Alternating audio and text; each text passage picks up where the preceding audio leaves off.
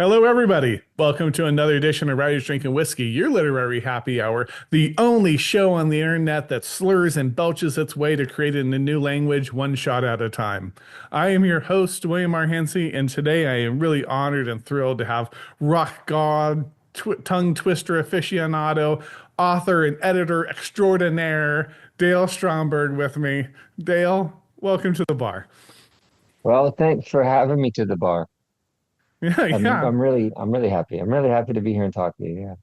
Yeah. Yeah, I'm really happy to have you here. And I did want to mention that we talked a little kind of the pregame here, but you're in Malaysia, correct? Right, right. Right. So this is a fun recording time for us because it's midnight for you, it's 9 a.m. for me, which means I'm in my hat and everything because I didn't have time hmm to shower before the show because I was out running, kids to school. But hmm thanks so much for doing this. It's always fun to try to figure out the time zones and get us connected here.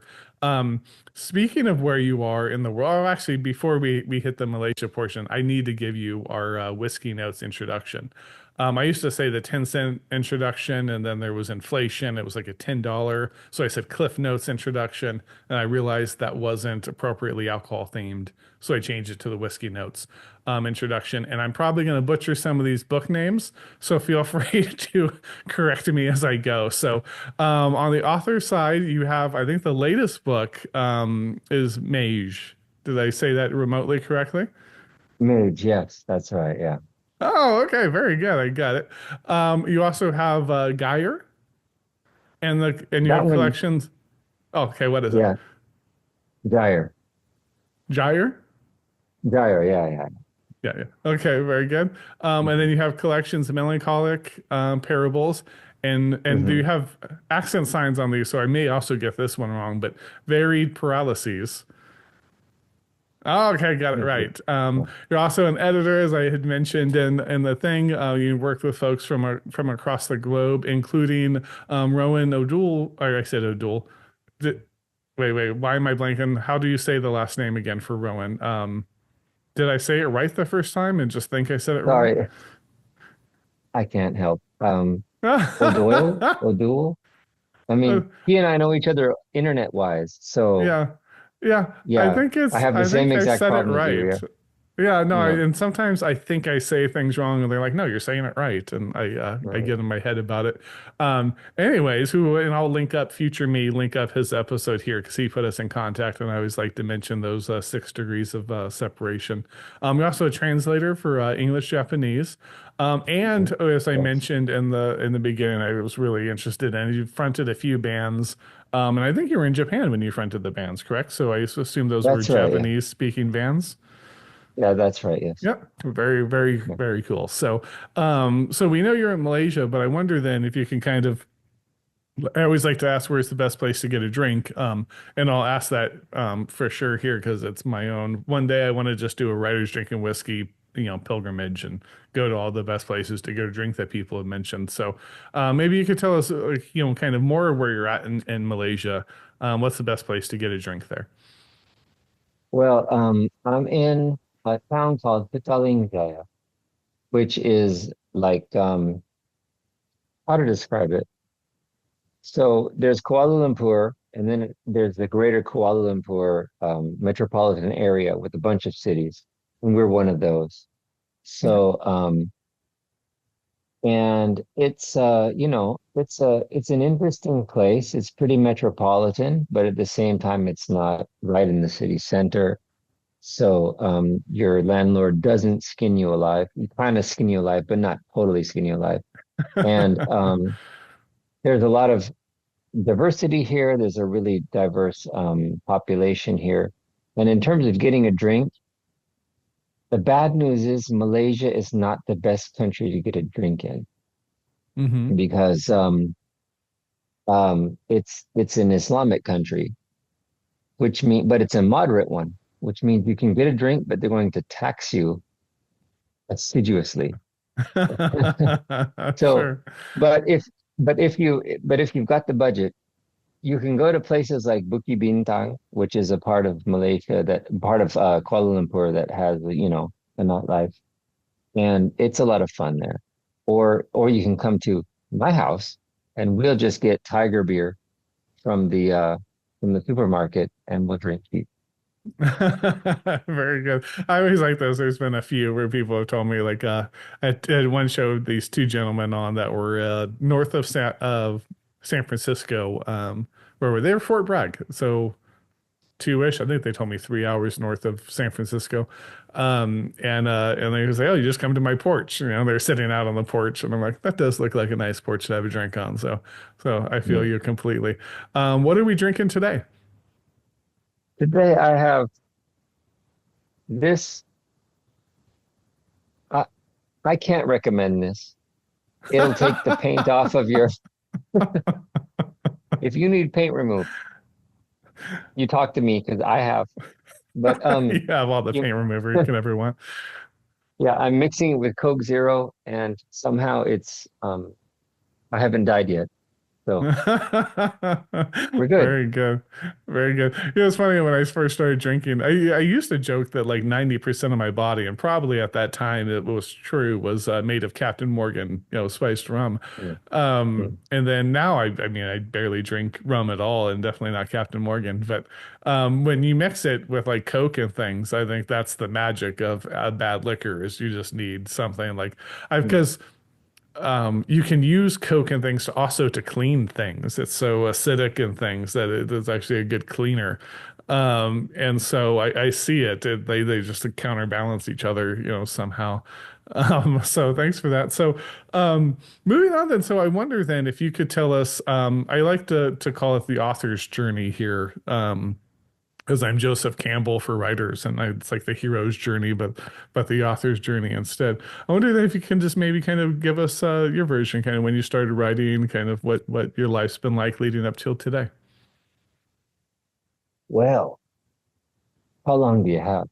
But yeah, I guess when I was young, I was a creative type, you know, and when I was young, I didn't really discriminate between different kinds of creativity. So I wanted to draw comic books, and I wanted to make music, and I wanted to write novels, and um, I think that I just gravitated towards that, and these different tendencies in me kind of condensed into a kind of a dream or a series. I could say a collection of dreams. You know, like here, these are the things I want to do with my life, and I think now looking back that there are so many kids when they're young, and if you ask them what they want to do with their lives, and then they're like, I don't know.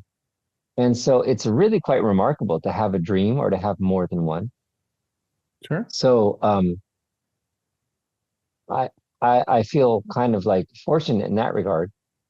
And I wanted to draw, and I wanted to make art, and I wanted to make music, and I wanted to write. And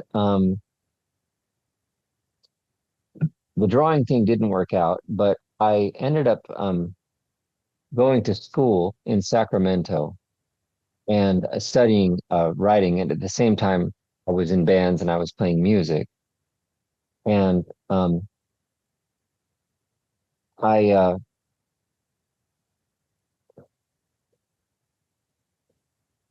I'm not sure how deep to get into the weeds here because this could get really boring. It'll be like my full biography. That's okay. I mean, you can give me the Whiskey Notes version of it. So you All were in right, a right. band, you're All right. drawing.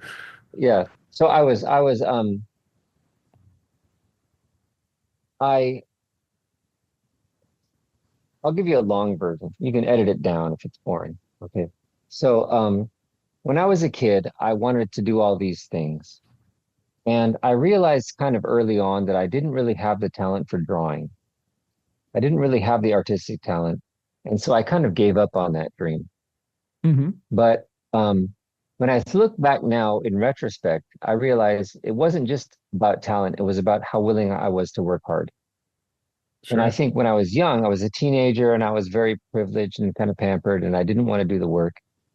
And so I kind of gave up.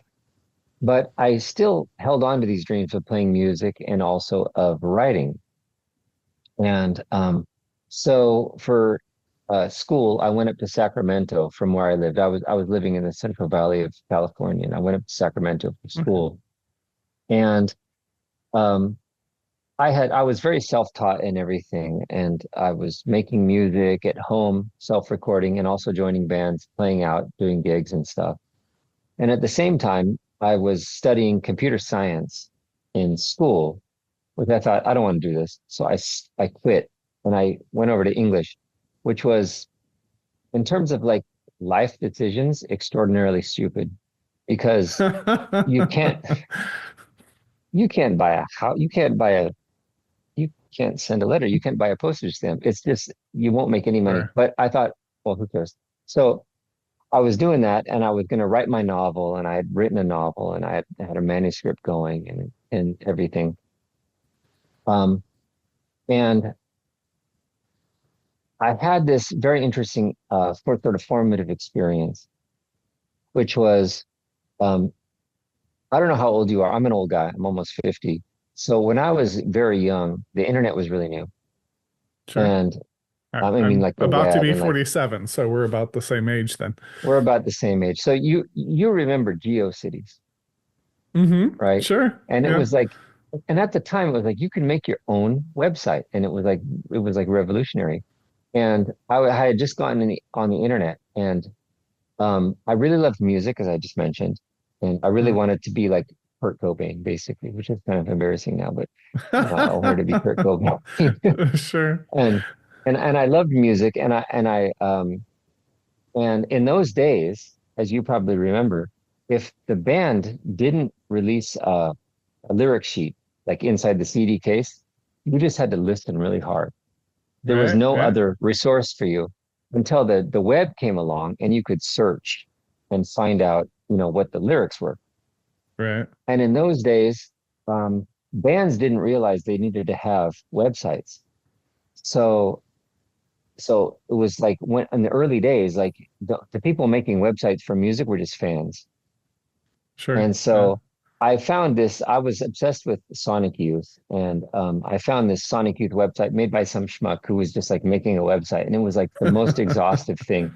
This guy was a complete nerd, and it was just blew my mind. And I was like, this is incredible. I wanted to make one for myself. Like I want to be on the internet. I want to see my name in lights on the internet. So I Uh-huh. made a website, like a fan website for this group called Unwound, which was an underground sort of like punk group that people, if you knew about them, you knew about them. Otherwise, you wouldn't. They weren't like world famous, but they were very, very cool. So I made this website for them, and I was very nerdy, and I really, really made the website. Like it had everything you could ever want to know about the band. And at one point, the band, because in those days, bands didn't know they were supposed to have websites. Sure. So the band eventually like contacted me and they were like, want to hang out? We're on tour. We're going to San Francisco. We'll put you on the list. Come to our Uh-huh. show. And have you ever seen that movie Almost Famous? Yeah, I have. Like Yeah. I was like almost famous. Like I was on the list. I was going to meet the band. It was so incredible. Right. So I went there and I met him. And one of the guys in the group, his name was Vern. He's passed away, by the way. He recently, some years ago, he passed away.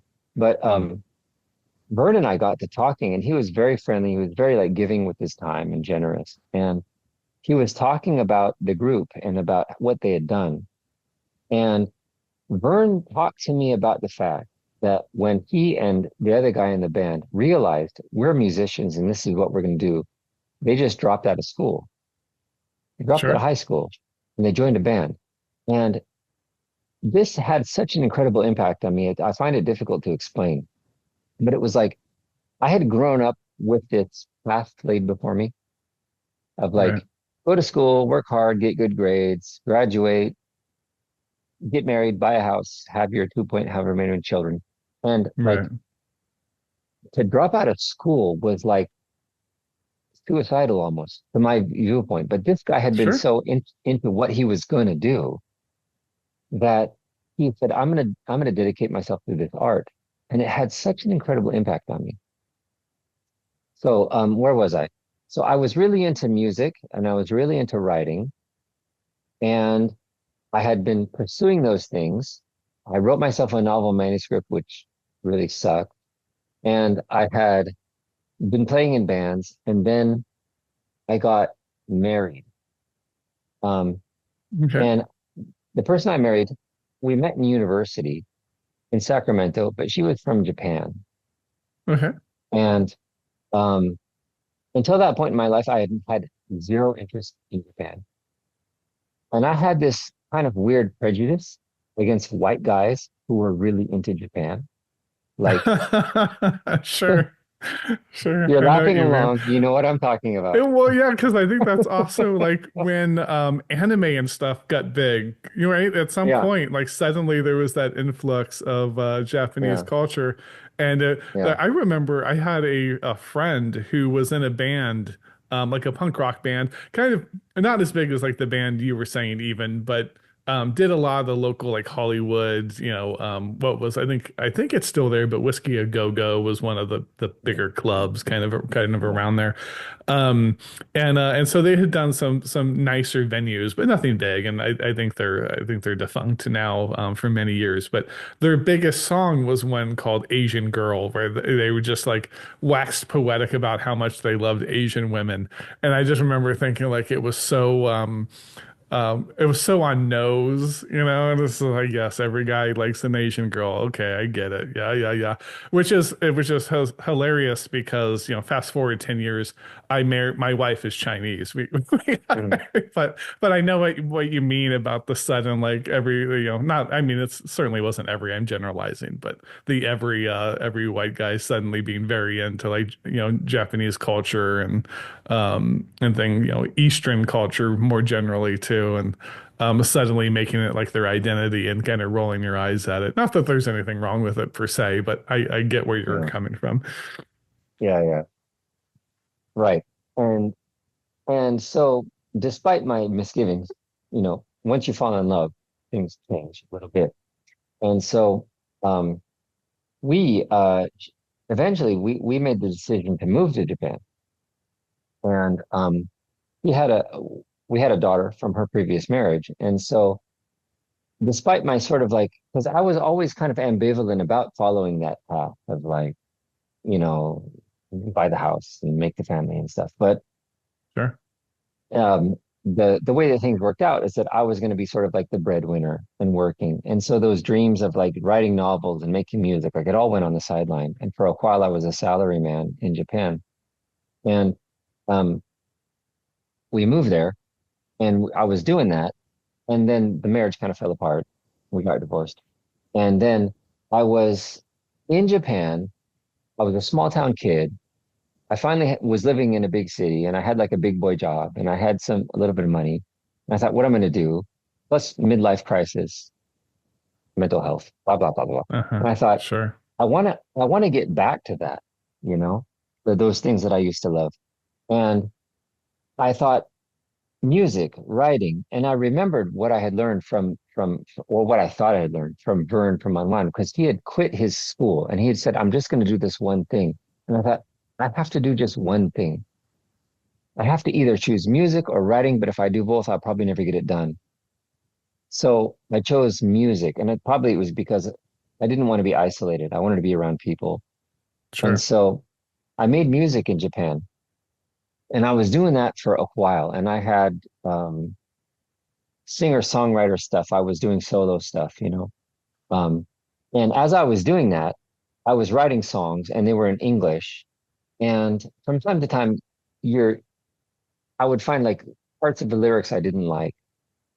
And I would say, well, this lyric isn't working. I'm going to replace it. And I would put in some Japanese instead because I was learning the language.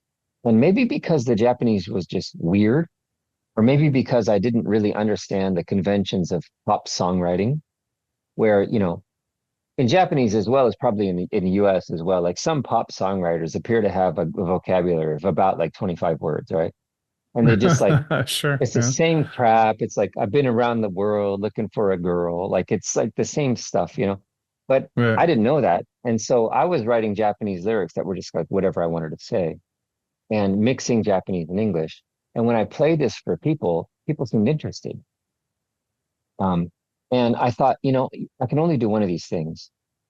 Like I thought, like I learned from Vern, he quit school. He was going to just do the one thing. So I thought, put the writing Right. aside, just do the music and go hard and do my best.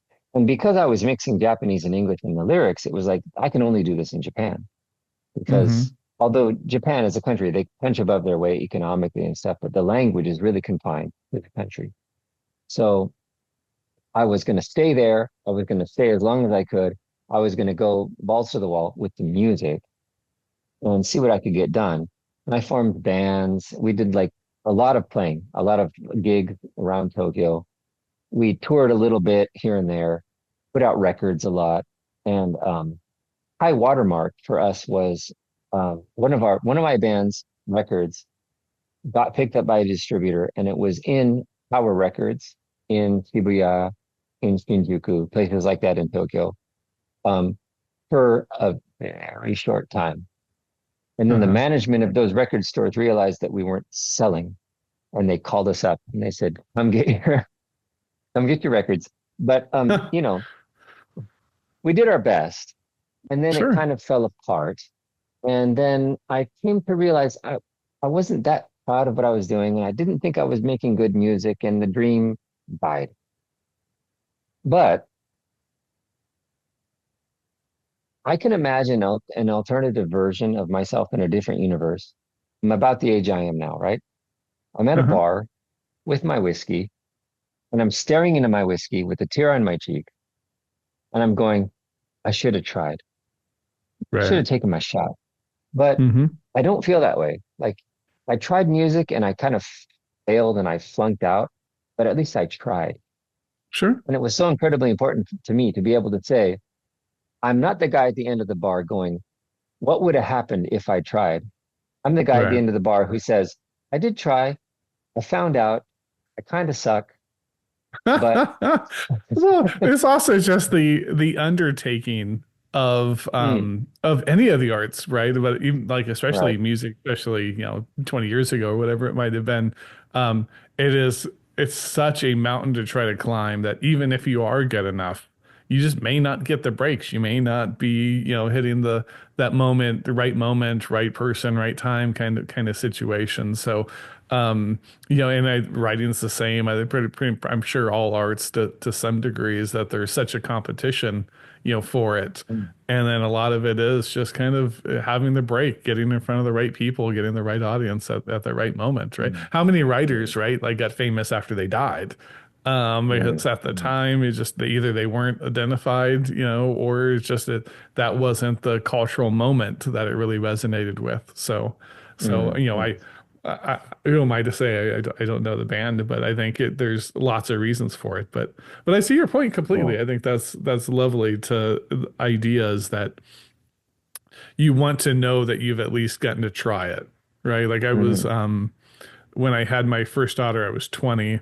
I used to love so, and I think, and I want to circle back to it. I want to get back to to leading up to today here, but um, I had kids very young, and I was a single mm, dad, and I needed to, feed them, right? You have to take care of your kids, so. I had put a lot of my dreams aside, and I had really, like you, like, and I think a lot of creative, people, um, oh, I want to be an actor. I want to be this, right? And so the two I really kind of focused on because I had no musical talent. I would have loved to have been in a band, but I have none. Like I will sing karaoke all night long. I will sing my heart out, but there is no singing talent, and I've accepted this. But I still sing because it's fun. But I had always thought like, okay, I'm going to be an actor, and then I loved writing too. But I think the performance, like being out there, especially when you're younger, you want to kind of be out. And then having the kids, like, yeah, what am I going to do? Go audition all the time, live off the whims. If you do happen to get a really good gig, then you're there the entire day. Um, and so I had focused on the writing, but it wasn't until this last year where I've been writing and kind of podcasting here full time. Um, and it's been good in some respects, but there's also and I've told my wife this because she's like, you don't need to go back to work or anything. I'm like, well, if I can't actually make this financially relevant, right? Because we have to retire and things one day, right? And I'm like, if I can't, then I can't. At least I feel now I get to try. Like I get to like really sit and go full board and try the best I can. And if it doesn't take off, if I can't, contribute meaningfully to, to the family, that's okay. I don't feel bad about that. I'm actually very happy that I won't be that guy at the bar, like you were saying, is that I had that chance to try. You have a really good earnest effort extended over some amount of time. And it's something that's really hard, and maybe you're not good enough. Maybe you don't get the right place, right time. Maybe a confluence of all of the above. But getting to try is important. So so I applaud you for that. So let's move on though. So you're finishing up with the bands, or kind of, if you kind of remember where you're at, but if you want to kind of take us from there. Yeah. So the whole band thing didn't work out. Music didn't work out. And as you may recall, I was mixing Japanese and English in my lyrics, so I felt like I need to be in Japan to make this music. But if the music isn't working, what do I need to be in Japan for? You know? Hmm. And also, Japan is a wonderful country. It's a beautiful country. But if you aren't Japanese, you're not Japanese. Sure. Kind of the place it is. So Uh-huh. I kind of started to feel like, well, I don't belong here anymore, and I'd like to maybe go somewhere. And for purposes of narrative convenience, I neglected to admit that I got married again and divorced again. So we skipped that part. And then Okay. and then I got married a third time. And my wife was Japanese, but she had grown up in Singapore. And I think that she felt much more comfortable in Southeast Asia than in Japan. So she was feeling like, I want to go there. And I also was ready to kind of leave. And so Singapore and Malaysia used to be one country. I don't know if you know this. And then they had a quarrel and they split. But they are kind of similar culturally, linguistically. So instead of Singapore, we ended up moving to Malaysia. Okay. And that's where we are now. So your question was how I got to Malaysia. No, your question was, I have this excellent memory. Your question was my journey as a writer. So I got to Malaysia. It's it's actually this guy's fault. I got to Malaysia, um, and I thought about my that other dream, right? Because I have three, Sure. and I thought, well, right, drawing, I gave up. Music ran its course. I want to try writing after all. And so finally, I decided to sit down and do the work and write that novel that had always been on my mind. And so I just sat down and started doing it. And it took a really long time, but I finally wrote the darn thing. And and I think for the first time, sat down and did the work. And if I could go back and say to young me, it's cool that you're talented, kid, do the work. And it took me a long Sure. time to understand that work is involved. And maybe like washing out in music helped me realize that. Like you can't just be kind of the best writer in your class of 25 kids in elementary school. Like you have to do the work.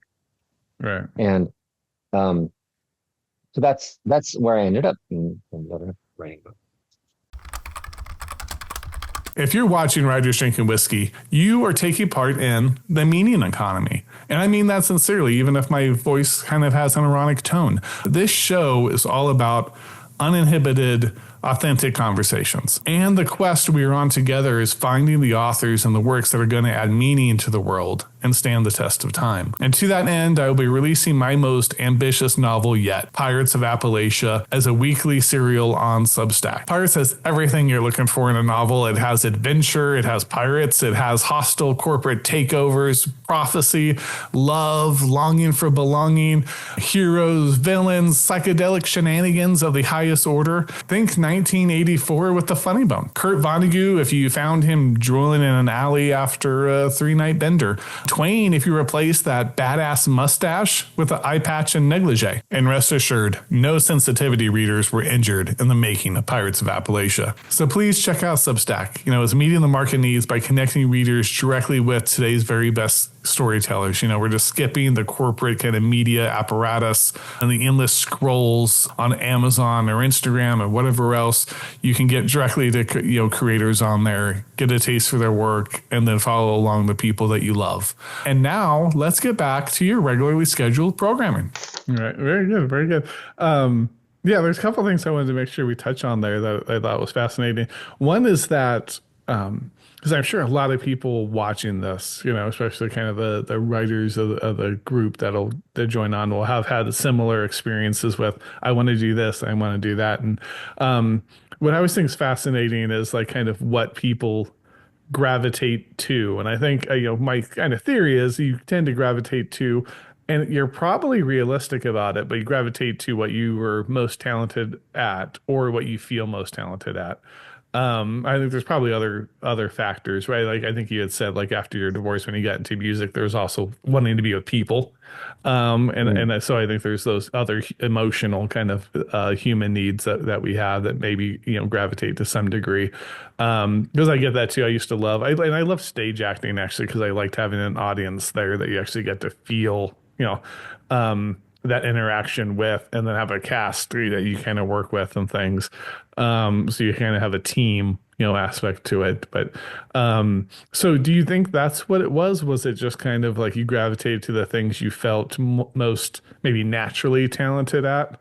Or was it something else? I think in my case, it probably was because I was the kind of kid who, if I failed at a thing, I would decide, oh, I don't like that, And if I Sure, did yeah. well and I was praised, then I was like, oh, I'm number one. Um, but I think in part it was gravitating towards what you were good at. In part it was gravitating towards what you really admired. And um, I mentioned earlier, I think I mentioned, I'm a little inebriated, but I think I remember mentioning Hmm. that I worship Kurt Cobain, Right. right, in Nirvana. And in terms of like my musical style, I am absolute crap at singing like Kurt Cobain. So there's a danger, I think, to gravitating towards what you admire because it might not be what you are orientated towards best. Sure. And there's a way in which pursuing artistic pursuits is is involves understanding what you're good at versus what you like. Hmm. And um, sometimes what you're good at doesn't excite you. When if I sing a song and someone's like, "Oh, you sound just like Bono from U2," and I'm like, "That prick? Why?" Like, no, Right. But you have to understand that, like, no, go with what you're good at. Channel yourself towards what you can do. But at the same time, there's certain passions which drive you, which are going to push you outside of that comfort zone. And so there's a balance involved. And Sure. by the way, I'm really interested in your interest in acting, which is something I could never do. It's like dancing. Like I Hmm. can't dance. I would fall down and die. Like acting, I would also fall down and Sure. just die. But Uh-huh. the idea of pursuing acting and standing in front of people and being physically present and presenting yourself to people, doesn't that just freak you out? I guess not because you liked it, but Right. why? No, it's funny. As I heard that, I think the term is ambivert or something like that, right? There's like extroverts and introverts, right? We usually say, and then there's apparently someone had told me about it, and I had looked it up, and because I meant to learn the word because I always forget it, but I think it's like amnivert or something like that. Um, and I think I have that. I think probably bet you there's a good chunk of writers that kind of are that way. Is that I can be extremely comfortable here at home. No one's home. I'm here by myself writing all day. Just me and the dogs. And half the time I leave them outside, so they're too lovable, right? And so they keep distracting me. And so, and we're in Southern California, except for summer where they do hang out with me because it's just too hot outside. But rest of the year, it's usually beautiful outside. So I'm like, your dogs go hang out. Um, but then there's that other side of me that, I like karaoke. I like to, be out in front of people, that I like to kind of, I like to do this show. We do it at like some writers conventions and things like that. And I love kind of getting the audience involved. So I think there's that feeding off the energy of a crowd. I mean, I'm sure you got that to some degree kind of in the bands, right? When you're doing it, maybe you just had like uh, the instrument or whatever, right? Like you had something that kind of felt like a block between you and them. And as an actor, I guess maybe you have the character. You're not actually being yourself so much. Although that part, I don't know, it doesn't bother me being myself either. I just kind of like to, um, uh, I like my selective times to be the center of attention. I don't like it all the time. Like it's too much. In fact, last time we did this show, we were at the Creatures, Crime, and Creativity convention in Baltimore. And then my family's all like West Virginia, Western Pennsylvania. And we went through, I haven't spent, I was born in West Virginia, but I haven't spent a lot of time there except as an adult. Um, and we were like, oh, let's go explore West Virginia a little. Go to, there's I think I have my coffee mug, I think is actually a Mothman. There's a Mothman museum down in West Virginia. So we're like, oh, let's, explore. And my wife was like, "Hey, you should have done more shows. We should have like, kind of booked. You could have done like, 4 or 5 shows, the week we were here."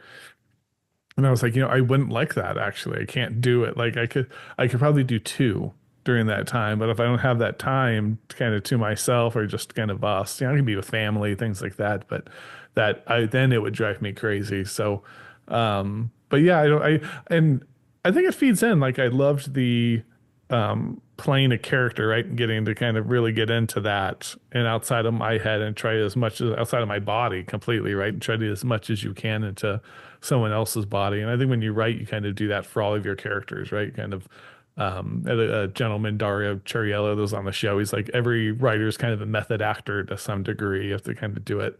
But yeah, and I don't think, I'm, Hollywood's, well, probably about a half hour from us. LA is about 20 minutes from where we're at, but um, I never actually cared like the TV acting, that weird screen. In fact, when I try to do this show, when I need to do like a little spot where I just kind of, need to talk into the camera and, it's just me and you think it'd be super easy, I feel so awkward. Like, I feel like if there's an audience just behind it, I would feel so much better about doing it. But I don't know. I think we all have our we have like needs, right? And I don't know exactly where they come from. I think, a lot of it I think is just natural, but I think, then you also have the psychological and the, emotional, all the other kind of things that factor in there. But yeah, so I don't know, but that's kind of, and I miss it to this day. That's why I try to get the show out, is I like to kind of get out amongst everyone and, have people, so like if we were here live, me and you'd be doing it, but then I also like do trivia and some things to engage the audience and kind of make it this reciprocal, experience. But, and there's something about that that really enlivens me in spots, and kind of fits and starts. Mhm. So. But what I'm interested in asking you about that is that you mentioned having an instrument where the musician has an instrument between them and the audience. And then you mentioned doing a character. But then a little bit later, you talked about doing a spot where it's just you talking to the camera and it was difficult for you. Hmm. And I guess what I'm wondering is, what do you feel more comfortable acting where you're just where I won't say just because it sounds dismissive, but like where you have set lines to say and you enact them? Or do you like improv? Do you like not knowing what you're going to do and just going? Uh-huh. You see what So I'm I asking? used, so my dream when I was in high school was to be on Saturday Night Live. And we had so many like little, and Saturday Night Live it is scripted, to some degree like that week, but I did improv all of the time. So and there used to be that show, and maybe it's still on, but Whose Line Is It Anyways? That used to be on with like Drew Carey, I think was the host most of the time that was on. So yeah, no, I loved improv. I didn't mind having a script though, either, but I liked both, but I really enjoyed improv. And like, the show to some degree would be improv, when we're out. And even now I had mentioned, kind of before the show, I always have a little agenda as kind of some talking points we can hit.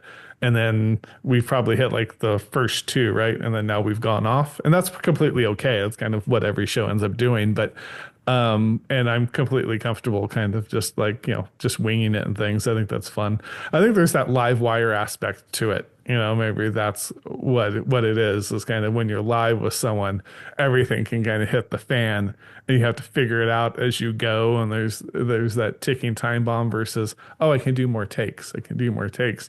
And so when I do that, I'm like, oh, I have to read this little uh, uh, I've cut back a lot, but people like edit GBT and Fire Mood Glasses, and some people had reached out, and I tried to do little spots for them for a bit. Um, and when I'd have to do that, I would think that like, oh, okay, well, if I mess up, I'll just kind of re-say the line, and it was just excruciating. I think I messed up more because there was that safety net there.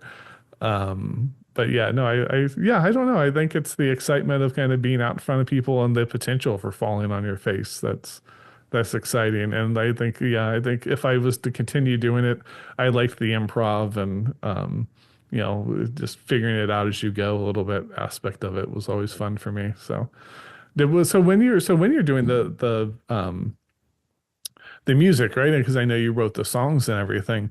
But is there, because then there's also like when you talk to the audience kind of between songs, I know some, a lot of the bigger acts, right? It's almost all staged, exactly which song they're going to do and et cetera. And different people are different ways and it is a little more improvisational.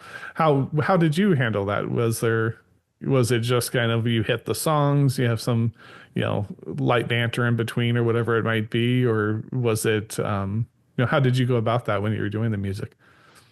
That's an interesting question to raise for me because it's almost dichotomous in a sense, which is that when it came to the musical performance, I was the type of person who, in his bedroom, I'm playing the thing and I'm looking for the best way to play it. And I'll play it over and over and over, and I'll sing it over and over and over. And I think, oh, that's the best way. So I feel I found it. That's it. I'm going to do it the same every time. But I was also collaborating with other musicians, and some of them had come from like a jazz background. And one time I asked this friend of mine who I played with, when you find the best thing to play, which is what I do, you just play it over and over, right? And he said, no, I only play the same thing from last time when I don't have any good ideas this time. Mm-hmm. Like, so it's like almost a failure from his point of view. Sure, right. I'm playing the same thing as last time. What's wrong with me? But for me, it's like, no, no, no, you find the best way to do it. And you just keep repeating that. But it's very interesting. You just asked me about the banter between the songs, which is for me was the exact opposite experience from my experience of like find the best way and just robotically repeat it, which is that when I planned my banter or my interaction between the songs with the audience, it was utter shit. And then if I just had no plan and I just sort of like winged it and said whatever came to mind, then it would be like kind of fun and people would get into Right. it. And it's, I don't know why that is. I have no lesson to draw from that. But you'd think that if I was a planner for the music, I'd be a planner for the banter, but it was Uh-huh. completely opposite for some It's reason. really opposite. Yeah, that's so funny. And Well, is that difference almost between like trying to perfect something and then trying to be perfect for the moment, right? hmm, And so I can kind of see that. Like jazz was a really interesting example. I didn't think of it. I'm glad, that you brought it up. But yeah, because jazz is kind of the improv of music, right? So they kind of what do I do? But yeah, I think you started to say something before I cut in. If you wanna. uh, it was probably brilliant, but it's gone now. It's gone now. But you know what? I have this weird. I have lots of weird theories. I think and what my weirdest theory is, and this is probably where all the other ones shoot from, is that I tend to gravitate towards, if not always 100% believe, just whatever's most interesting. Right? It's like, and I think it makes life more interesting, right? So, like, is there a Mothman? Sure, why not? That's really interesting, right? And Sasquatch, I think I have a Sasquatch behind me here or whatever. Yeah, it's more interesting if there's these giant hairy men roaming the forest, you know? And not that there's no, UFOs, not that there's no evidence for these things, so people can think, and some of them I think are probably real as much as just I choose to believe they're real because it's more interesting. But um one, and I know there is some science to this as well, but there's they still haven't figured out exactly like where consciousness comes from exactly, right? So they think it's the brain generally, but there's a few scientists that think it's not localized and that there is a bigger consciousness. And I know there was one study they did with rats, I think, on the east coast of America. They had them go through a maze, and then they introduced that same exact maze to rats on the west coast, and those rats figured it out faster. And then they kind of were able to kind of repeat that to where if you taught rats somewhere completely unassociated and never met, never been, together at all, a maze, the other ones would pick it up faster. And so it's not definitive, but it seems like they're communicating in some way that's clearly not verbal or physical or anything. So that kind of universal consciousness idea. And I think sometimes it's like that, like when you're with that group of people and you just there and you there is vocal, there's all the non-vocal communication, but there's also just that you're kind of connected in that way that we don't understand maybe intellectually, but we do understand kind of primally. And so that banter and stuff that, yeah, it kind of makes sense is that you're reading the crowd, they're reading you, and you're kind of playing off each other. And I think that's kind of what I like too, is that, with improv and things, kind of reading the situation versus having lines, and that, that you just have to hit. And, that's more of a perfect, I do know some actors that probably were a little more, jazz musicians, but it's a lot harder, to do that. But when, yeah, you have a line, you kind of have to hit certain things. You can, ad lib here or there, right? But for the most part, you need to stay on script to keep the story going, the production rolling. So, very cool. What do you think? I wanted to get into music a little more broadly, because one of the things I thought of the other day is my son, who's 14, had told me he doesn't really listen to music. And that was Mm. like almost like a travesty because I remember like being 14. It's like, no, all of us, like we had talked about like needing the lyrics on the tape case or the CD case, whatever it Mm. might have been, like through time. I remember listening to the radio and recording your favorite songs so you could get them onto like one tape, right? So I'd always like, oh, the top seven at seven. You gotta listen because Mr. Wendell will be on. I want to record Mr. Wendell next X song. Um, and it does seem like now, like the new music, and again, anecdotally, because I'm talking about my son and kind of the kids I'm around, and then my being an old guy and looking at it, like it seems like the music scene is really quieted compared to what it was 20, 30, plus years ago. How do you feel like just generally the music scene is these days? Am I making too much of it? And I'm sure maybe it's different in different parts of the world, but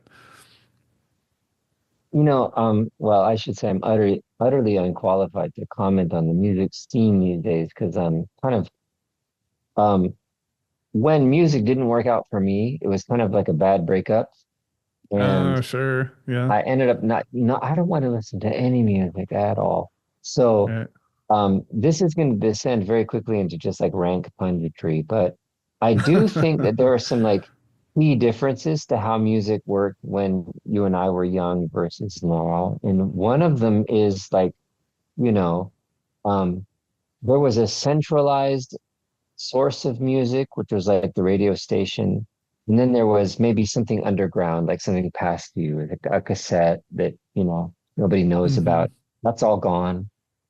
Um, Also the idea that music can be hard to find, that music can um that the difference between you and me is I know about this music and oh, you're not in the group. What? You don't know? Like that I think that that's really changed for young people these days. And as a result, I think that if you're going to define yourself through music, I think for the young kids these days, it's a lot more about who rather than what, because there's so much social media interaction that it's all about, I feel like social media and the internet is all about feelings instead of facts. And so Sure. it's plugging into the feelings and like everyone's into this thing. And so it's the into-ness rather than the thing itself that comes to matter to people. Um, but part of me, yeah, does kind of recoil at the idea of like, what? You're not into music and you're a teenager? But Uh-huh. Sure.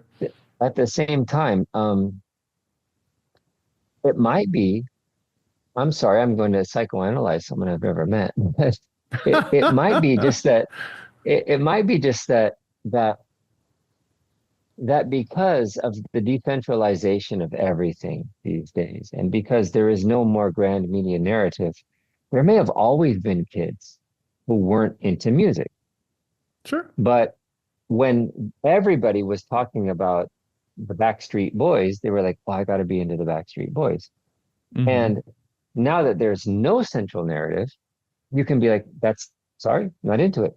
And anything goes now because there's every narrative counts now. Hmm. And I don't does what I'm saying try to make sense? Yeah, yeah, no, it makes Like, sense. Well, yeah, it kind of makes sense, especially in the sense that there's so much noise, right? There used to be like, okay, we could barrel this down, and and it was always probably multiple, right? But here's the signal from, you could go to 97.7, and here's the stuff they're curating and playing. And that would be similar, but not exact to 103.5 or whatever, right? And so you could have that same radio and then people could link up on things. Versus now where it's, you can, if you go on Twitter, who knows what the algorithm's showing you, right? And spot it, whatever it might be, right? So if you try to discover new things, it's the possibilities are so endless that it almost makes it impossible, right? I think it's very hard to actually. Uh, I think we miss, and I think it's not that we miss gatekeepers, but I think we do miss some curation to kind of, just generally to kind of help us find things. But I think your point about, now, if you're not into something, it's a lot easier just to openly not be into it, just kind of, just step away from it than it used to be. Because if there was a TV show that was super popular and everyone was talking about it, well, you'd want to be in on that conversation. And now with virtual stuff, if you want to be on the conversation, you can just find, people that are whatever conversation you want to talk about. Um, and get into it. Assuming it's not just, so niche or so out there that you can't find anything, but most likely you can find a Reddit page, whatever it happens to be to jump on. Not that I'm too old to have ever actually been on Reddit, but I know it's a thing and there's pages on there. But so mhm. so I hear you. I also think there's a bit of, you know every art form at some point hits a stage, and books hit this a long time ago, where you start to compete with not just what's produced today, but with all the great stuff from the past. Um, and I feel like cinema's starting to hit this now, and you hear like Netflix, the number one show will be The Office, or it'll be, Cheers, and you had, Friends had, a big comeback from, what the 90s was, Jesus, 30 years ago, now when these shows were on. And so now if you make a new show, you're not just competing with the other, I don't know, 20 new shows that might be out that month or that week or whatever. You're competing with all of the really well done stuff from the past. And I think music's also hit that to where it's like, yeah, you make a new album, well, you still have to compete with, Nirvana. You have to compete with, McQueen, with what, insert band or, singer here. If you're a vocalist, right? You're still competing with Whitney Houston. You're still competing with these people, and there's so much of it that you could just decide, no, I don't want to listen to anything new, and all of this stuff's good, and I have enough of this to listen to that I never have to listen to a new thing. That's actually kind of how I feel. I'm just like, yeah, I don't know.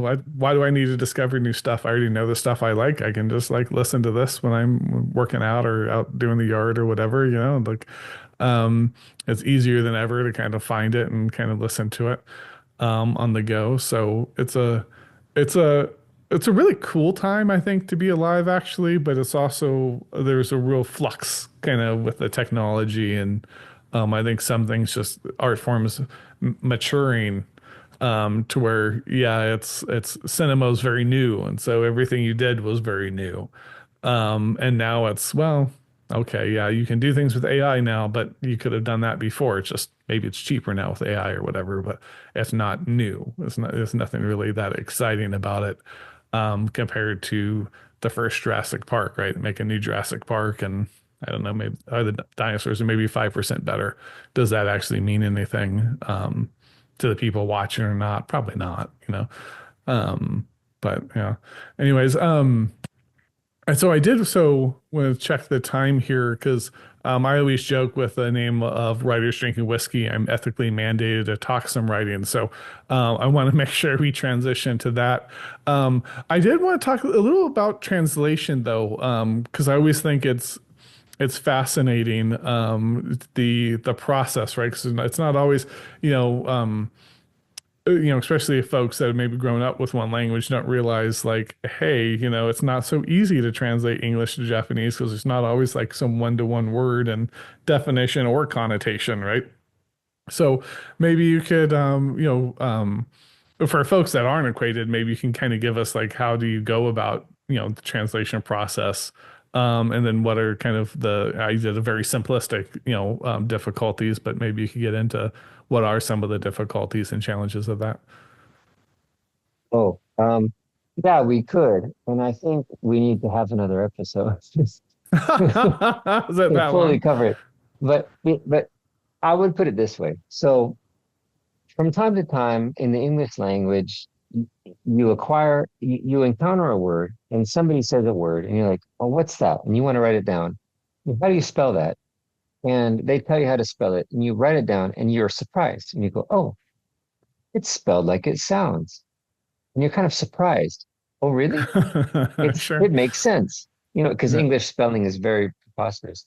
And the relationship between English and Japanese is very similar, which is that when you find something in the Japanese language that's the same as the English language, you're kind of astonished. Really? It's just the same? Because Hmm. in almost every case, it's just different. And it's like when you're trying to translate between the two languages, you cannot just replace word for word for word and maybe change some order and just output it. What you have to do is you have to ask yourself, okay, the speaker or the writer in the original language has something to say. What do they want to say? How would I say that in the other language and just from scratch output it? It's kind of the only way to do it. Hmm. Um, and it's especially fascinating if you're into writing, if you're into language, because there are uncountable assumptions that we unconsciously make about how language works, which can only be challenged by encountering a language that works entirely different from your own. Hmm. And then for the first time, you go, oh, my language is pretty bizarre because it does blah, blah, blah, blah, blah, blah, blah, you Sure. know? Right. And so in that sense, it's very eye-opening to do translation. It's also very maddening, and I do it for a living, so I absolutely hate it. But Right. That's funny. but but it is very enlightening, especially if you're into language and if you're into words and how languages work. It's absolutely astonishing sometimes. Um, Sure, very good. So I think sorry. that's a good, let's transition then over to the writing talk. And with the latest book, you had, there was a really funny litany. I should have wrote it down that you had sent me about different things that happened in the book that we could talk about. one of the ones that struck out to me was the constructing of a language, for it. So, Mm. maybe you could go, maybe you could start to, and I'm sure all of these things could be individual episodes, but, what, you know, actually not the what, but, why did you want to construct a language, specific for that story world, and then how did you go about doing that?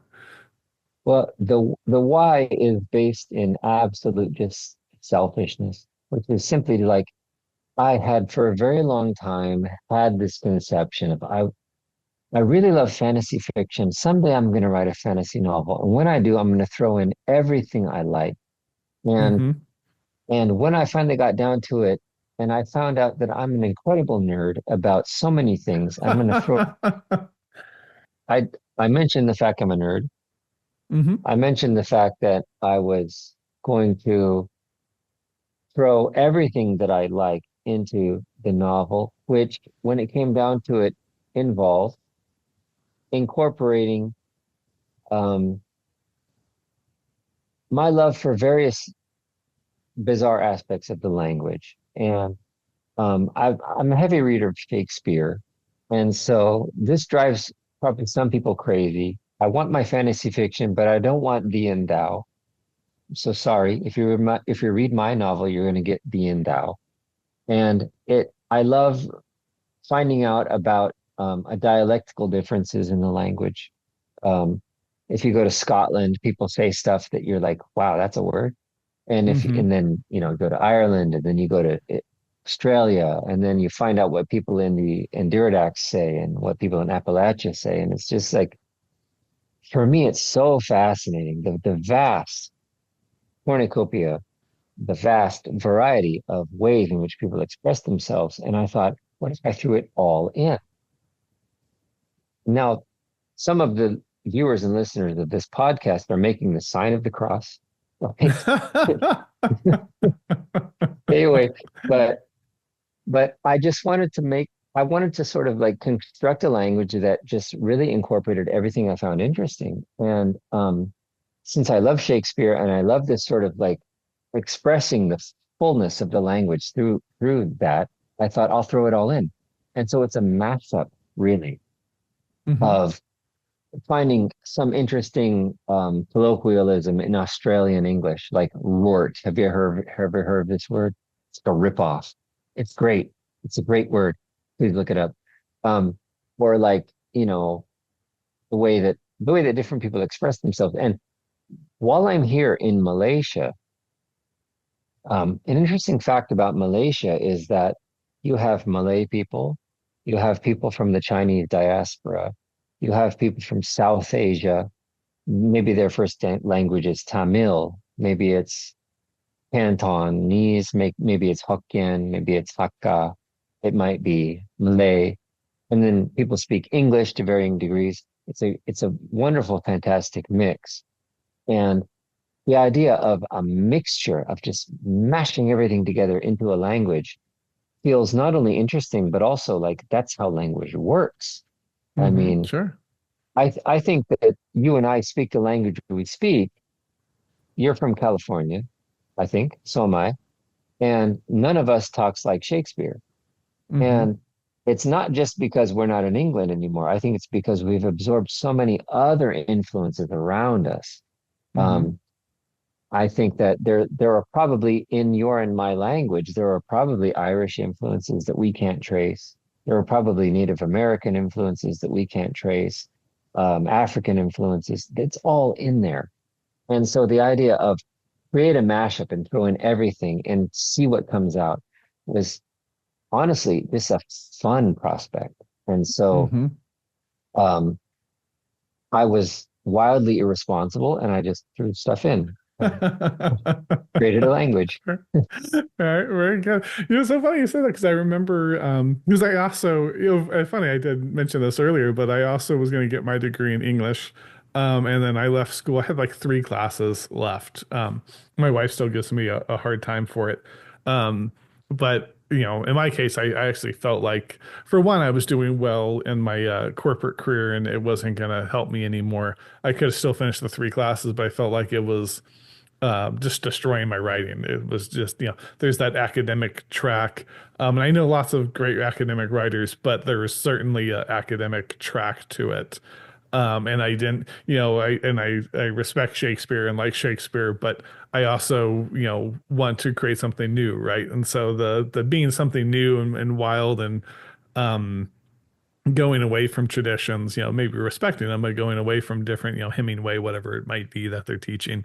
Um, the dissection of writing, and taking the art out of it and going, dissecting each little nuance didn't work for me. It made me it was making me a worse writer, so I had walked away for that reason. But I remember though one of my professors who I've had on the show, Charles Hood, he had explained how the English language came to be in broad overtones. And and it was just like, yeah, the Anglo-Saxons are there. Well, then they get conquered by the Normans who bring French. They get conquered by the Roman. I might be mixing up the order, but he's like, so but people remained there. You had Irish people of Gaelic, and all those people kind of remained. And yeah, you had these invading forces come in. They would take things. So that's why a lot of our food words were French words because they didn't have one for it. So it remained, and that you would think that happens in America too. There was native people here, they had words. Then all of our cities and stuff are, Chicago, all of these things, lots of these are native words. Then, African influence, all these different influences as they roll through, and languages evolve and things. So I think that's really cool. I like the idea of mashing it all together. I just like mashing things together just generally. I think it's fun. But Mm, mm. how did so when you're writing with that, did you create the language kind of beforehand? Did you, as you wrote, you kind of figured it out as you went? Like how did that fit into like plot and character and everything? It was definitely figuring it out as I went. It was interesting because having got to the end of the first draft of the book, and probably the listeners, viewers maybe know this, but the first draft of the novel is absolute crap. And then you have to go back and fix it up so that it looks like you had some idea what you were doing the whole time. But Right. um, but going back to the start and reading some of the dialogue that I had written, and it just feels wrong in the same way that if you speak a language and someone who doesn't speak that language is trying to talk, pep, and you're just like, no, bro, no, stop. And it like Sure. in the same way, like I could read the dialogue that I'd written in the first chapters and it just felt wrong because you do kind of build it as you go. And Uh-huh. um I think that that's not only true for a constructed dialect or something, it's true for, a character where Hmm. you get to the end of writing a first draft of a manuscript and you go back and you read what the character is doing in the first chapter and you realize that's not her. She wouldn't Hmm. say that because now maybe there are people out there who already have a perfect image when they start, and there are those people who are good at tests probably who, Right. those people, Those but people. I can't do that. And so like, yeah, you definitely get to the end and you go back to the start and you realize along the way, I have discovered who this person is or how the world works or how the character thinks. And now all that stuff at the start is obviously wrong and you have to revise it. Um, yeah, yeah, yeah. Yeah. It was really, I saw, and I forget who the quote came from, but um, someone had posted something on, I think it was on Substack, but they're like, oh, let's go out and make bad art. And they were quoting someone, famous. I just can't remember who, but it's a really, I think, freeing notion because yeah, that first draft is yeah bad, right? I mean it should be bad to some degree, and you figure things out as you go, and yeah, that's really interesting. And I think so much of it. It's funny you said that about the dialect, but I think so much of it generally is that I do is just how does it sound? Even the sentences themselves and things like how does this sound? And I think there's that writing advice that I don't love because of I think what it's done to the writing world generally or broadly, is that if it sounds like writing, rewrite it, right? Have you? I think it's Elmore Leonard. I think is the gentleman who said that. And I don't love it because I feel like there's like this gentrification where everyone kind of likes to write in this house style. And I think, oh, it just doesn't sound like writing and it just all sounds the same. And I'm like, well, why do you want it to all sound the same? Not that you can do that sometimes. It's probably perfectly okay to, I think it's perfectly okay to have Beavis and Butthead and to have Breaking Bad and to have Friends and to have, X movie, have a good kaleidoscope of different things because people need different things at different times. But I think they make everything into Friends. We're just mushing it all together, and now we have this one thing that, and it all sounds the same, isn't the way to go, and that's why I don't like that writing advice. But I do like the if you listen to it because it's language still, and you get that and you just listen. And so I always read everything out loud, kind of ad nauseum. I probably look like a crazy person over here, because I'm at least mumbling it or I'm literally like saying it and acting it out.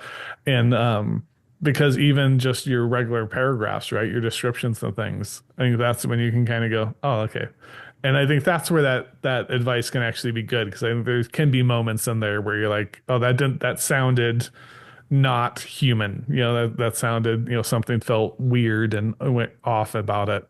That sounded like writing. It's all writing, so I also hate it just for the implications of it. But my my issues with Elmer Leonard's advice aside, I think that's a lovely way to think about it. Is just how does it sound? How does it sound? And I think all of it kind of poets know that, instinctually, right? It is all about how it sounds. I think with prose and things, there's a big piece of that still because it's gonna, even if someone doesn't read it out loud, it's hell hitting their ear in that way, right? In your mental ear. And if it sounds, it sounds off or it sounds, stilted or like a non-native speaker trying to say it, like my wife speaks Cantonese and her mom, and they'll try to teach me words here and there. And there's actually different tones that have meaning to it, right? You have to hit that tone right. And that's what always kind of throws me off. So she always says, why do you try to say it with an accent? And I'm like, but that's the only way I can hear that tone when I say it. She's like, oh, you sound, like a 2-year old trying to like, say the word for the first time or something, or just like a complete moron trying to say it. She's like, my name is really pretty in Cantonese, but when you say it, it sounds ugly. You just don't say, don't say it. And I'm like, I get it though, because I think all languages kind of have that to where like you just don't hit it right, and then it's like, oh, it sounds a little weird, but very cool. Thanks for that. So I do want to the other one I thought was really interesting here. I want to get to shots in your reading. Um, so let me go to this one. So you also had talked about that there's a kind of fate versus free will, battle, within the story. Maybe you could tell us a little about that. And I'm curious about this from two perspectives. Is one is in the real world where we are now, like where do you fall on that? Do you feel like we have a fate or free will? And then from the storyteller perspective, do you feel like they have free will, or do you kind of have a fate Mm, that they're kind of mm, marching to? mm. Okay. Well, okay. We'll start with the real world. And there are so many ways in which I think we need to believe in fate, or people feel very invested in the idea of fate. And I feel like when people say, well, I have such and such blood in my veins, or, oh, I'm a child of so and so, or, it's in my DNA or something, Sure. that there is this drive or desire to kind of hand the hand control, like tell fate, take the wheel. I'm not steering anymore. And and at the same time, we also live in a society which is very dedicated to belief in science. And science tells us that every effect has a cause, and that all the cause and effect, um, relationships are determined. Causal determinism is what they call that, right? And so it creates this bizarre paradox where, um, what am I trying to say? We all believe that there's a cause and an effect, there's a cause and effect, there's a cause and effect. And if you carry that to its logical conclusion, none of us has any free will Hmm. because it's just the Big Bang happened and then this atom hit that atom. And then now I'm putting on my brown socks instead of my green socks because of, the fate that the universe imposed on me. But none of us feels that way, Sure. really. Like you look at your socks and you're like, that's ugly. And you put on this instead. And you think you're deciding. Right. And so, but then it's helpful, I think, to remember that science relies upon this postulate or this axiom of causal determinism, cause and effect, cause and effect, cause and effect. But science assumes that's true. And that's something that science can't prove. Um, and the simple reason you can't prove it really is that, if I'm in a laboratory and I mix chemical A with chemical B and it goes poof, and I publish my results, and all the other scientists are like, really? And so they mix chemical A with chemical B in the same proportion under the same circumstances, and they get the same proof. And they go, oh, we reproduced your results. Got it. You're right. But if I were in a laboratory and I encountered a non-deterministic event, and I said, this thing happened, I mixed chemical A and chemical B, and a unicorn came out. That's totally non-causal. And everyone else tries it and it doesn't happen. They'll say, we don't believe you, Hmm. right? Because Sure. that's one of the axioms of science. Hmm. It has to happen the same every time, or we're not going to believe it's true. And what's important to remember about that is that that's extraordinarily useful, but it's still an assumption Hmm. that some things, if if something happens the same every time, we can use that to shoot rockets to the moon. But if once in a while physics or reality just zigs instead of zags, that could happen, but it's not useful. And if we Right. want to believe that we have free will, we have to believe that we're not just slaves to physics. But science only works if we believe that, Hmm. which means science intentionally excludes the idea that we could be free. And I think that for us in modern times, we're immersed in science. We believe in science. And so it's very difficult for us to understand what to do when, Sure. for example, somebody says, yeah, I murdered that guy. It's because I ate too many Twinkies and I had a bad reaction and it was all physics. It's not my fault. And we go, right, right, right. Science, okay, makes sense. But no, I don't believe that you're innocent of murder. Right, sure. Well, because you There's can't something there. actually operate a coherent society that way, right? Without Right, some right, right. self-accountability, you can't have a society, right? And we just go kill each other and go, oops, science, you know? Right. And we're torn there. We're torn, I think, because Sure. we don't have an answer. We rely so much on science to shoot our rockets to the moon and make our microwaves work.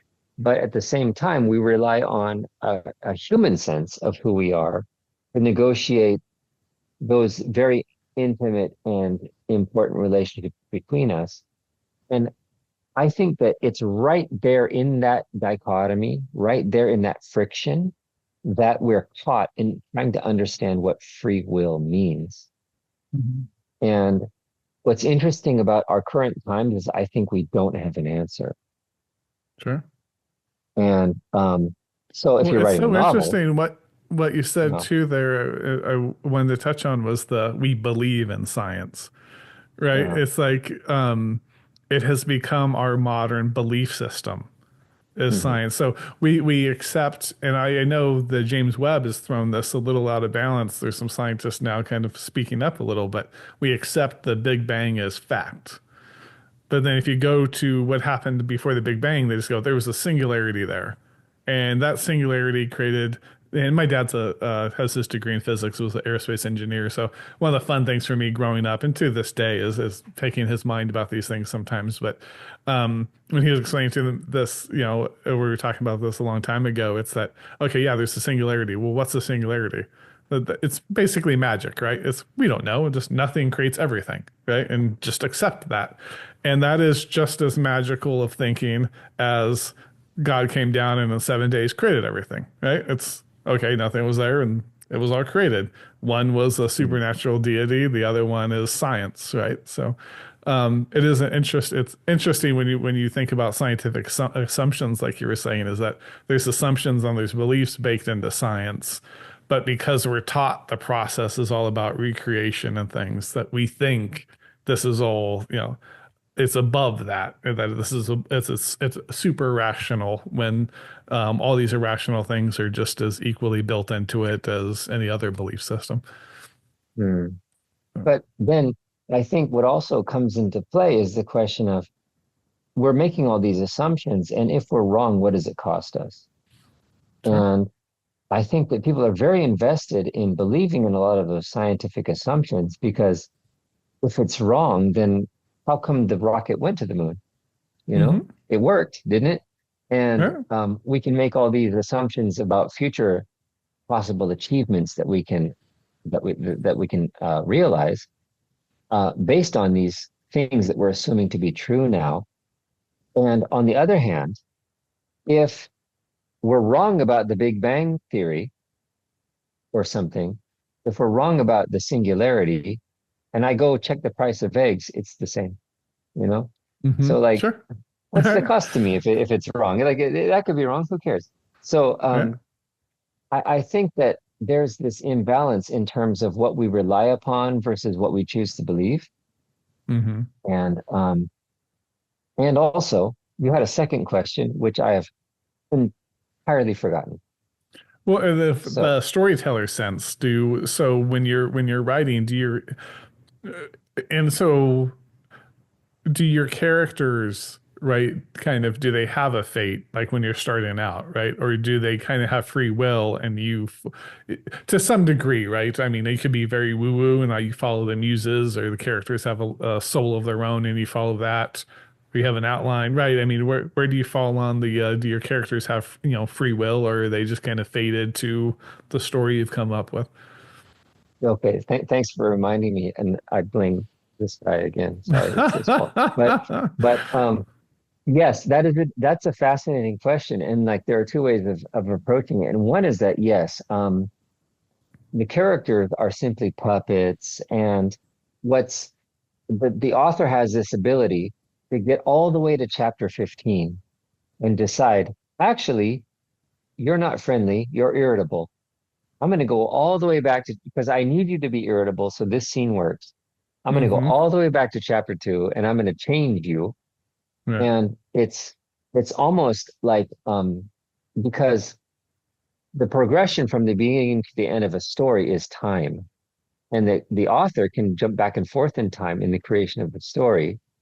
Right. And if there's anything that really is going to destroy your free will, it's the ability of someone to travel back in time and reprogram you so that you Mm-hmm. behave differently. So in that Sure. sense, they don't have any free will. But there's another interesting sense in which, and I have a book on my shelf called About Writing by Samuel Delaney, who's a sci-fi writer. Probably heard of him. And he's a fascinating guy, and he gets really into deep stuff. And in one of his essays, he walks you through the process of writing a short passage of prose. And he talks about how I write this and I get this far and I think that word is wrong. And I go back and I cross it out. And I put this and I go for this far and then I realize, no, this isn't interesting. I started in the wrong place. Rewind, have the character do this instead. And it's a short passage, but he walked you through the creative process. And he elucidates how it's really a process of making decision after decision after decision. And when you think about it in that way, you realize the author doesn't decide the character's fate from the start. because you have to go through this process of making so many decisions as you go that what you thought was going to happen might not happen. And that's where creativity lies. And Hmm. so, do the characters have their own free will? Well, kind of maybe, in the sense that the author can find out that they're wrong halfway through and need to do something that feels truer to the concept, go back in time. Right. Yeah, very, very good. It's interesting about it is as we talk through it, is one is it's interesting that like it seems like a simple question on the surface, like is there fate or free will? But then when you actually like think about it, down a couple of layers, you start to go like, oh wait, maybe it's not as simple, right? Because there's also like people that believe you can manifest it, right? There's that old the book The Secret or something, where you manifest your, and I think we all feel that to some degree, right? Is that okay? I'm going to manifest this. I'm going to make this happen, and that first part of that is believing, like, with this intensity that that can happen.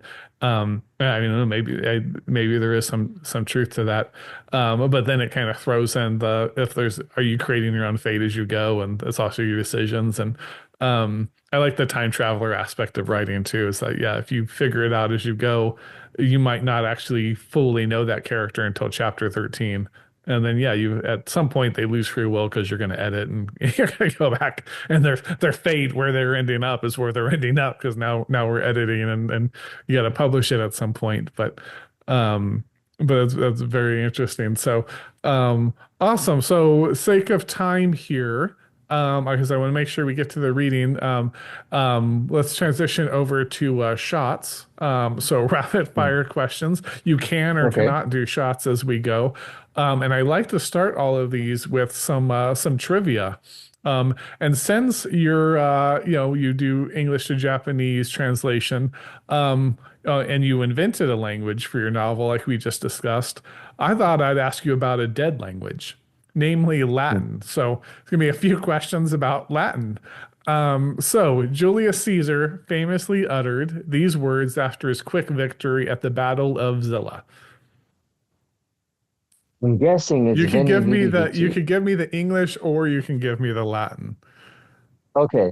Veni Vidi Vici, I came, I saw, I conquered. Correct? Oh, nailed it. Yep, you got it. You Uh, got it.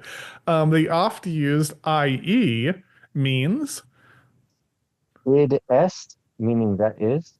that is bam, two for two. What does the common motto Carpe Diem translate to? Seize the day.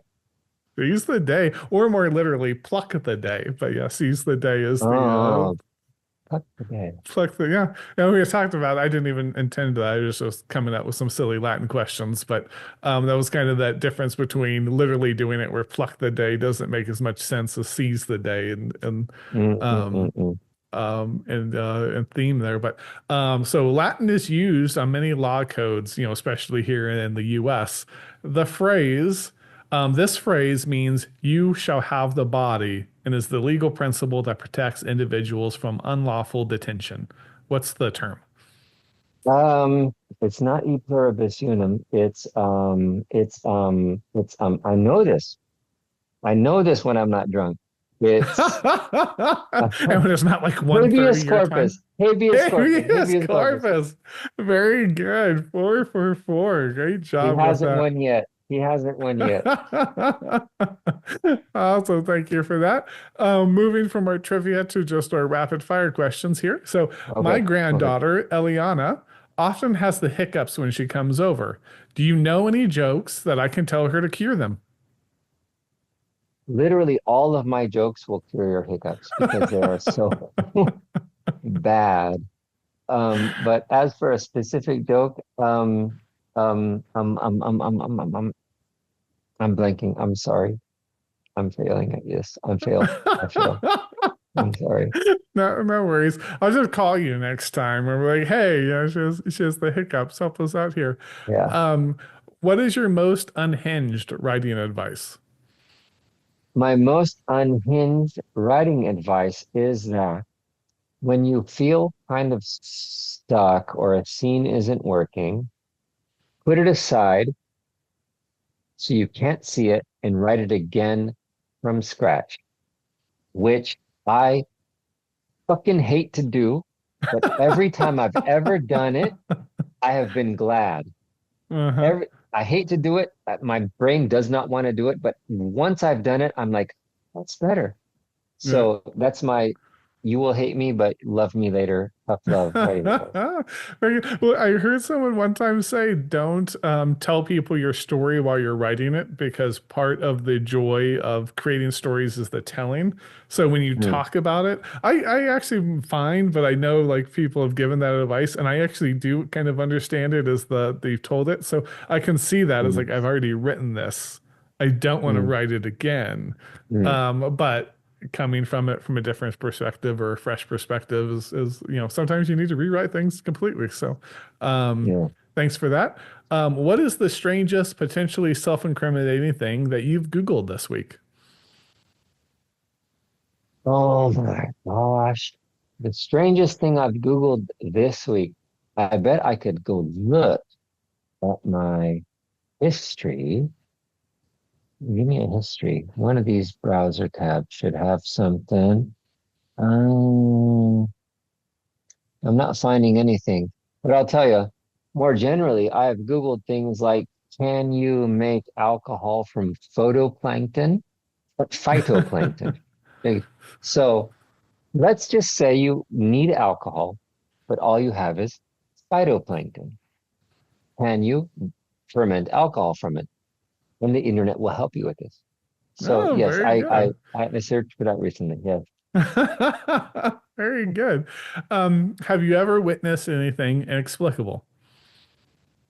Have I ever witnessed anything inexplicable? Um, huh. I'm so literalist and I'm so realist minded that I want to say no. But when I was a kid, I I prayed that God would make me more like my father because I was blonde as a child and my father had brown hair. Shortly after that, my hair turned brown. And I didn't realize until years later that many blonde children have their hair turned brown Sure. anyway. But at the time, I was like, wow, like it was Hallelujah. Yeah, my like I daughters, didn't. both my daughters were very blonde when they were kids. And yeah, it changed to like a dirty blonde slash just straight Mm, brown, when they were yeah, older. So yeah, wow. that's really funny. Um oh, and I have one. I always do an AI overlord question. So this is Mm. courtesy of our AI overlords, who tend to be overly long and wordy. When you switch hats to edit your own work or that of another author, what guiding principles or strategies do you rely on to maintain clarity and coherence without sacrificing the story's emotional resonance? If I'm editing another author, I will presume that all of their choices were intentional. And I'm not going to say to them, don't you realize that if you do this, that this has this? I'll say to them, I see you've done this, but I have a differing opinion on it. Hmm. And I think that you have to afford creators that level of respect, that they know what they're doing, but they've asked you to provide a different perspective. Now, when I'm editing my own writing, I know this bastard doesn't know what he's doing. So Sure. I will try to be as critical as I can, but with the caveat that I'm so in love with myself that it's very difficult to be critical. Sure. Sure. I don't know Very if that's good. going to appease your AI overlord, but that's the best I can do. Well, we'll see. We'll see when they take over. And Hmm. last question for our shots portion here. Fact or crap, podcasts have officially peaked on this podcast at precisely this moment. No, no, no, no, no, no, no. It's all uphill from here. And I'll tell you why. I'll tell you why. Because there's this phrase you say in podcasts, which is sign up for my podcast on, of course, you'll mention Apple Podcasts or wherever you get your podcasts, because podcasts kind of go everywhere. What what other media does that? Hmm. Sure. Everything else is channeled into just a few very highly commercialized channels, but podcasts are incredibly democratic. If Hmm. you have a podcast feed, whatever, it's RSS, it's whatever, it gets out there. And so I think podcasts are wonderful for that reason because they're not beholden to what if Substack decides to censor you, or if what if Elon Musk has a fucking gets his diaper in a twist and decides to like shut you down, you Right. know. So I think podcasts are wonderful in that regard, and there's plenty of room to grow. All right, very good, very good. Thank you for that. And so that'll be our last for the shots here. So, did you have something you could read for us? Probably. Let's see, where is it gone? Where is it gone? Where is it gone? I quite cleverly prepared something, and then I quite cleverly shut the window. And now it's 1:44 in the morning in Malaysia, and old man Stromberg is 6 or 7 sheets to the wind. Okay, I found it. So I'm going to read a passage from my novel, Mage. And just so the folks at home, if you're viewing, this is my novella, Desire, and this is my collection, Melancholic Parables. And then this silly bastard, look how big that is. That's my novel, Mage. Right. So you already know you don't want to read this because it's very long. But I'm going to sell this to you anyway, by reading you a passage from it. So here's my plan. I'm going to read just the first 3 paragraphs of the first chapter, and then I'm going to skip ahead to the continuation of this scene Okay, because sounds I good. think this is a good introduction to the story. So the story begins. 100-day children are stolen from the Ilaskra every week. No one can stop it. On the northern edge of a great salt lake near the equator, in a city overlooking the lakeside cliffs there, on the eastern face of a hulking round hill in that city, within the walls of the dusty tent slum lying confined there, inside a tent that stands midway up the slope, a girl called Medinera grinds bayflower roots in a stone mortar, and another called Tarantula holds her mother's sweat-soaked head in her lap to massage her temples. Both girls are excited and nervous, but they keep quiet, lost to be heard giggling like boys.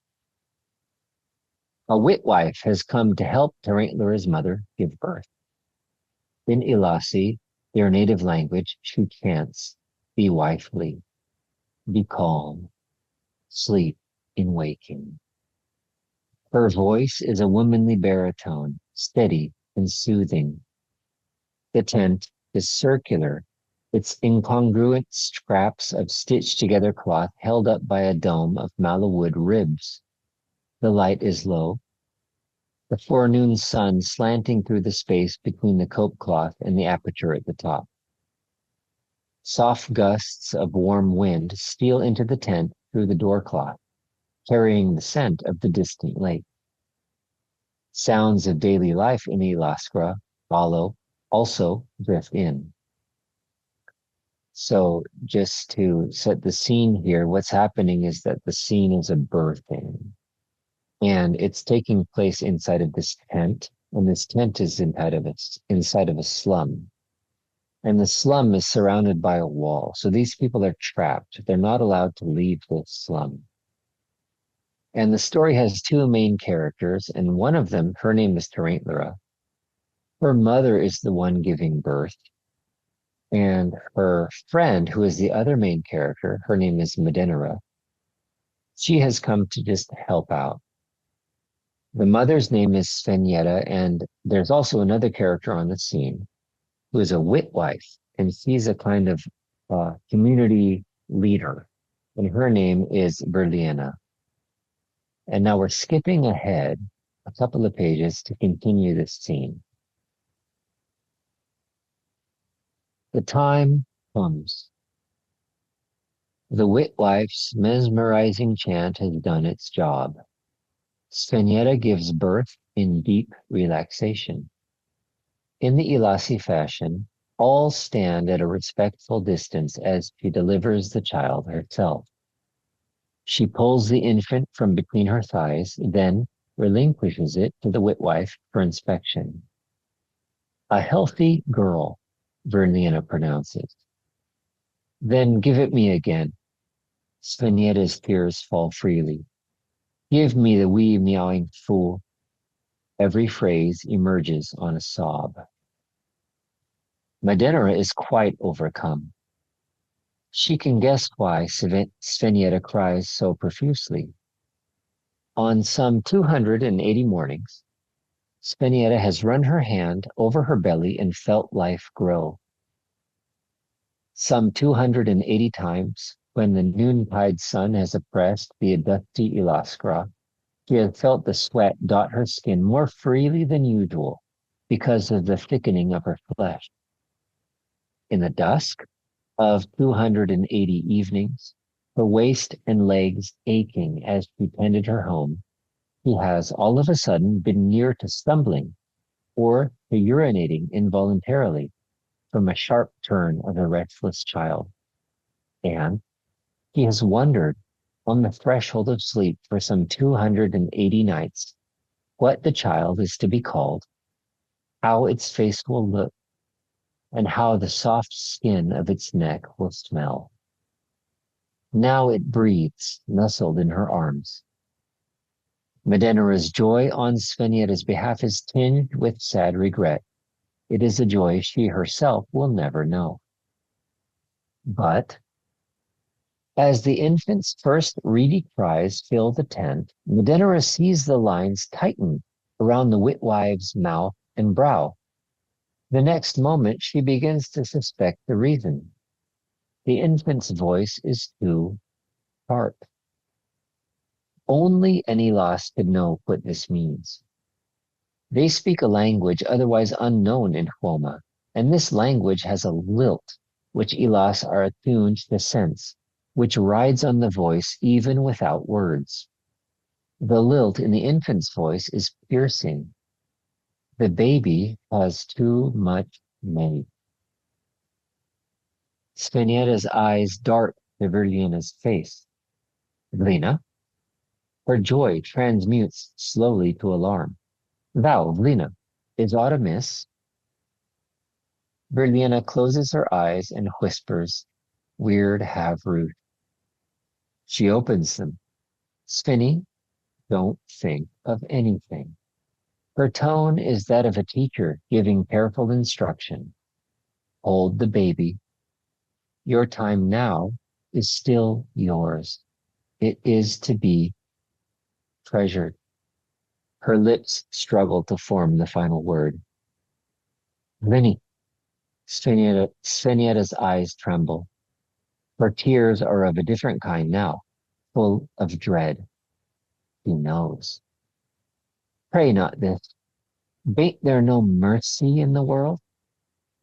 Verliena's eyes are fixed on Svenjeta's.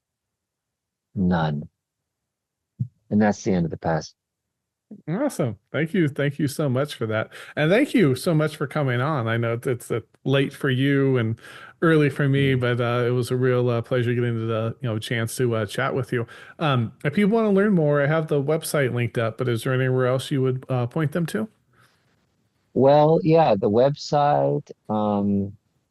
I think I'm pretty easy to find online if you search for Dale Stromberg because there aren't many people named that in the world, and none of Uh-huh. the other ones are authors as far as I know. Um, so if anybody's interested, I have a Substack newsletter, and if you sign up for that, it's called the Seldom because I send it like every 3 months. So you can keep up with me through that, and otherwise, Blue Sky or whatever. Very good. Very good. Awesome. Well, thanks again so much. And so I like to say it's the last call. You don't have to go, but you'll have to restart the video. And the question I've taken to asking people this season is, what's next? Like, what do you think the future of storytelling is? You know, the future of literature is. I think the future of literature is um, giving people something they can't get from other media. Because instead of competing with movies, competing with streaming videos or whatever, we have to realize what our genre can do that none of them can do, and we give people that. And I think there will never not be a demand for what literature can do. Yeah, very good.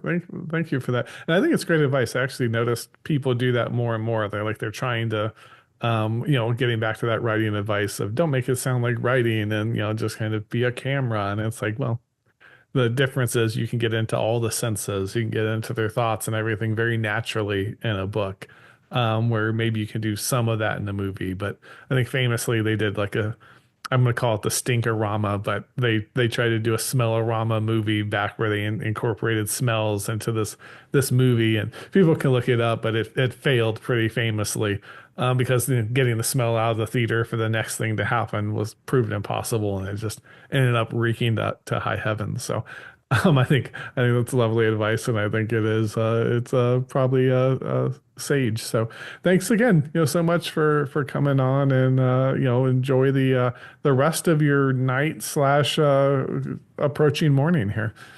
Yeah, yeah, yeah. Very soon I'll be unconscious, but yeah, it was very nice to talk to you, and thank you very much for having me on.